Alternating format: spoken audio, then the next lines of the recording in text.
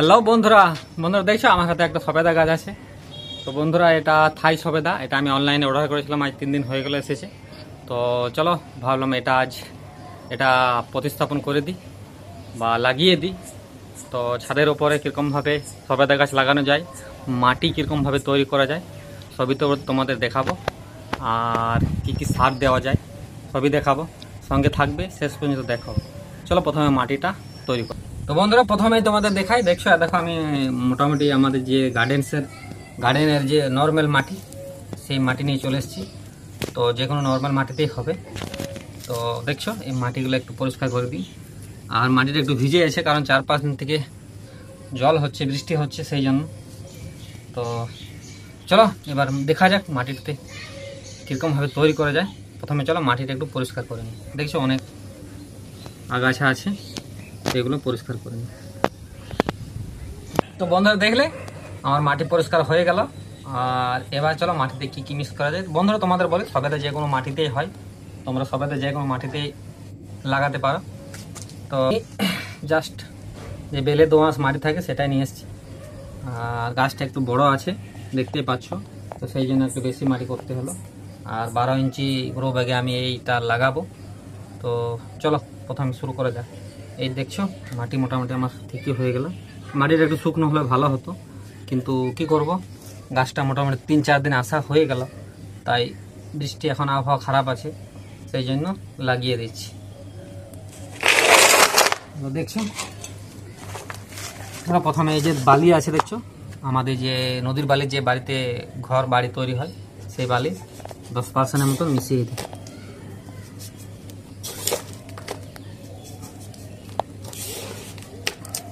চলো বালি মোটামুটি 10% দিয়ে দিলাম। বন্ধুরা দেখছো এটাতে নিম খোল আছে, তো নিম খোল কিছুটা মিশিয়ে দিই। নিম খোল বন্ধুরা অনেক কাজে লাগে। নিম খোল মাটিতে যে পোকা মাকড় এগুলোকে দূরে রাখতে সাহায্য করে। দেখছো, চলো কিছুটা নিম খোল মিশিয়ে দিলাম। এবার দেখছো শিংকুচি। বন্ধুরা, শিংকুচি আমার যে এনেছিলাম আমি, সেটা মোটামুটি শেষের মুখে। তো যতটুকু আছে মিশিয়ে দেওয়া হচ্ছে। দেখো শিংকুচি মিশিয়ে দিচ্ছি। দেখছো হাড়ের গুঁড়ো, এই দেখো হাড়ের গুঁড়ো। চলো হাড়ের গুঁড়ো কিছুটা মিশিয়ে দিই।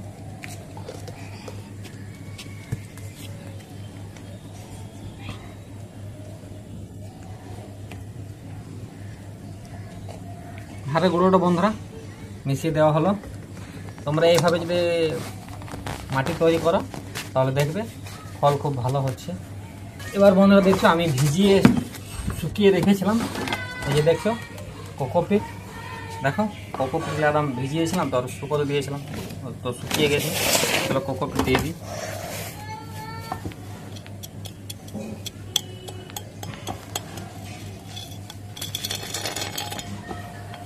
কোকোপিট দিয়ে দিলাম, দেখছো। এবার চলো ভার্মি কম্পোস্টটা দিই। দেখছো ভার্মি কম্পোস্ট তোমরা যে কোনো সারের দোকানে পেয়ে যাবে। তো ভার্মি কম্পোস্টটা এবার দিয়ে দিই। এটা বন্ধুরা যদি এর বদল যদি পুরনো গোবর সার দিতে পারো, অনেক পুরনো 2 বছর 3 বছরের পুরনো, তাহলে এটা দেবার কোনো প্রয়োজন নেই। কিন্তু আমার কাছে এখন গোবর সার নেই, সেই জন্য একটা আমি গোবর সারের পরিবর্তে ভার্মি কম্পোস্ট দিয়ে দেবো। দেখছো চলো বন্ধুরা, দেখছো ফাঙ্গিসাইড, সাপ কোম্পানির ফাঙ্গিসাইড খুব ভালো।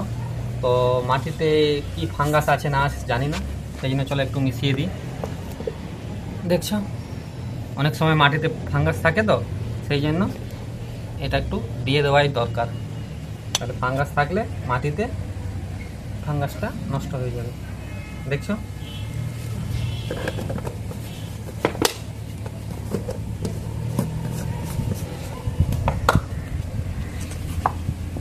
চলো বন্ধুরা, এবার আমার মোটামুটি কাজ কমপ্লিট। এবার এটা মাটিটা ভালোভাবে মিক্স করব। চলো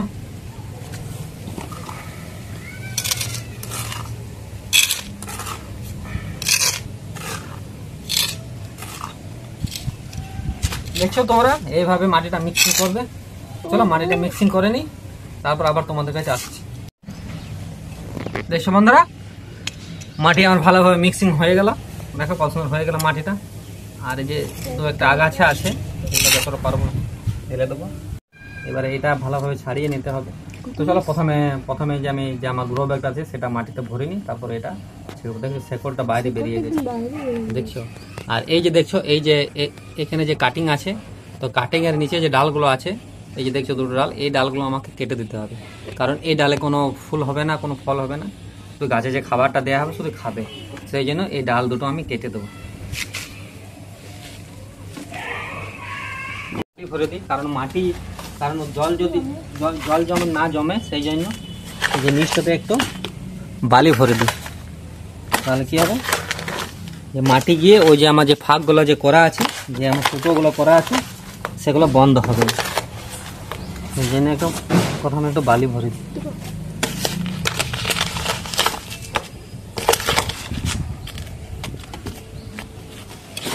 দেখলে যে এই বালিটা দেওয়ার কারণ হচ্ছে যে জল যেমন না জমে। কারণ জলটা নিচে যে জমে যাবে, যদি ফাঁক না পাই, যদি ফুটো না পাই তো বেরোবে না। সেই জন্য জলটা এখানে মাটিতে বন্ধ করে দেবে, সেই জন্য দিলাম। চলো এবার মাটি ভরে দিই।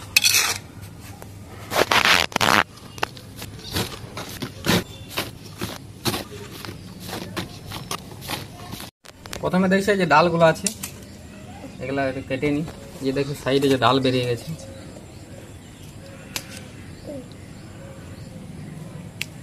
দেখছি কেটে দিলাম, কোনো কাজ নেই। দেখছে গ্রো ব্যাগটা মোটামুটি ছাড়ানোই আছে।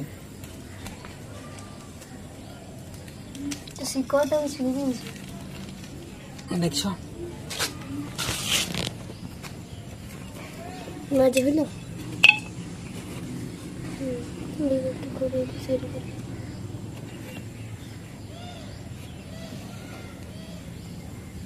একদম মাছ বরাবর বন্ধুরা এটা বসাতে হবে। তো চলো মাছ বরাবর। এই গাছটা একটু মানে বেকার টাইপের আছে,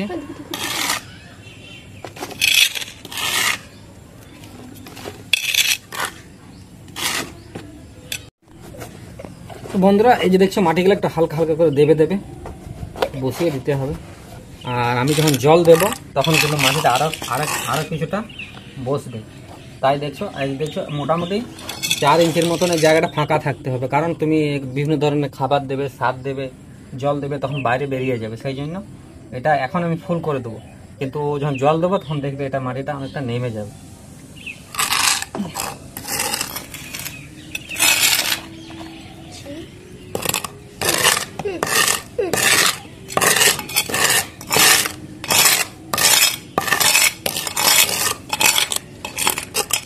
বন্ধুরা যতটা মাটি আমি আন্দাজে বানিয়েছিলাম, কিন্তু দেখো একদম খুব সুন্দর হয়ে গেল, তাই হয়ে যাবে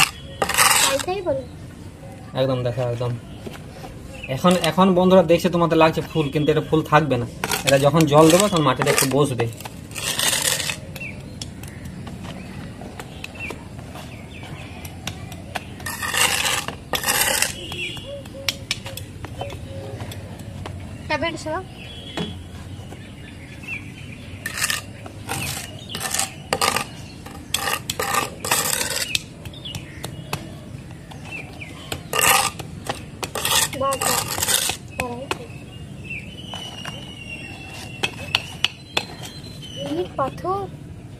দেখছো কমপ্লিট।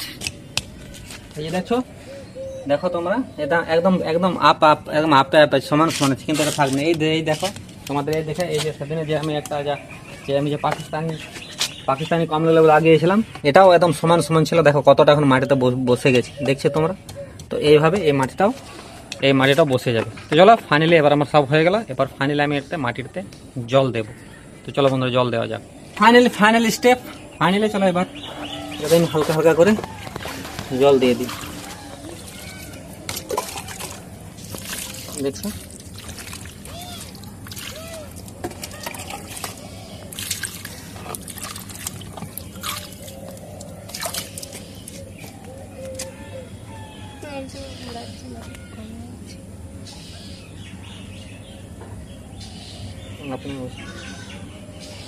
দেখলে বন্ধুরা আমি মোটামুটি জল দেওয়া হয়ে গেল।